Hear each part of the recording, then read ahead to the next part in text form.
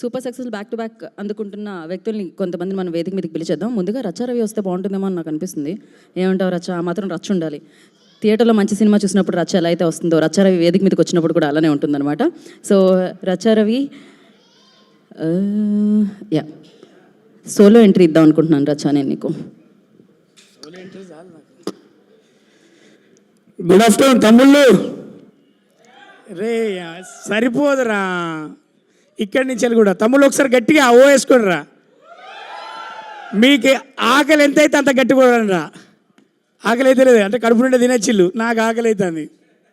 నేను ఏదో తొందరపడి 3:30 2:30 అనుకుని వచ్చేసి ఇక్కడ 2 గంటలకే ఉన్నా, హాఫ్ అన్ అవర్ బిఫోర్ వచ్చేసి. ఇక నాకు ఆకలి అవుతుంది రాములా. కానీ సక్సెస్లో ఆకలి కూడా తెలియదు కదా. ఎవరైనా మాట్లాడుకోవడానికి ఉంటే అది తెలియకపోవు. కానీ నేను ఒక్కరిని వచ్చి చైర్లన్నీ నేనే వేసుకొని పోస్టర్లన్నీ అన్నీ నేనే తుడుచుకొని స్టాండీస్ అన్నీ పెట్టుకుంటూ వచ్చేసరికి టైం అయిపోయింది. సో ఎనీహౌ మనందరం కూడా ఇప్పుడు చూశారు కదా, నేను మొన్ననే చెప్పిన థియేటర్లో మంచి సినిమా ఇది, థియేటర్ ఎక్స్పీరియన్స్ ఇచ్చే సినిమా ఇది ఒక్కటి మాత్రమే చెప్పగలను.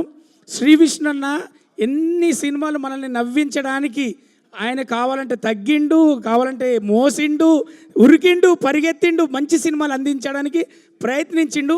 అందులో భాగమే హుస్సేన్ షా కిరణ్ అన్న, అలాగే మన లైట్ బాక్స్ కాంబినేషన్లో కావచ్చు, వీళ్ళందరూ మన సార్ కావచ్చు, సందీప్ గారు కావచ్చు, మనకి శ్రీ విష్ణు అన్న మా అందరినీ పాత వాళ్ళందరూ కొత్తగా చూపెట్టడానికి ట్రై చేసి ఒక కొత్త కథను, ఒక పాప శ్రీ విష్ణు అన్నను చూస్తే మనకు చిన్నప్పుడు మీ అందరికి గుర్తుందో లేదో మన కలిసి ఉందాం రా సినిమాలు, అలా ఫ్యామిలీ సెంటిమెంట్లలో వెంకటేష్ గారిని మాకు చూసినట్టుగా నేను నిజంగా అన్న శ్రీ విష్ణు అన్న రోల్ ఏదైతే పాపతో ఉన్న సెంటిమెంట్లలో నాకు వెంకటేష్ గారు అంటే నాకు చాలా ఇష్టం. వెంకటేష్ గారిని చూసినట్టు అనిపించింది మీ పాత్రలో.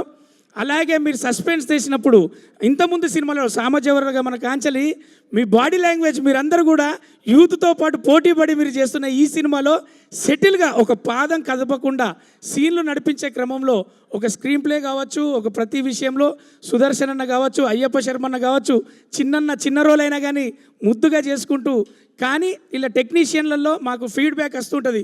ఫ్రెండ్స్ అందరూ ఫోన్ చేస్తుంటారు, ఒక్కొక్కరు ఫోన్ చేసి డిఓపి గారిని పొగిడి డిఓపి గారు మంచి షార్ట్స్ పెట్టారని చెప్పి, ఆ తర్వాత ఆర్ట్ డిపార్ట్మెంట్ ఆర్ట్ వర్క్ అంతా అని చెప్పేసి ఒక్కొక్కరు ఒక్కొక్క దాని గురించి, మ్యూజిక్ డైరెక్టర్ గురించి మస్తు ఇచ్చిండన్న.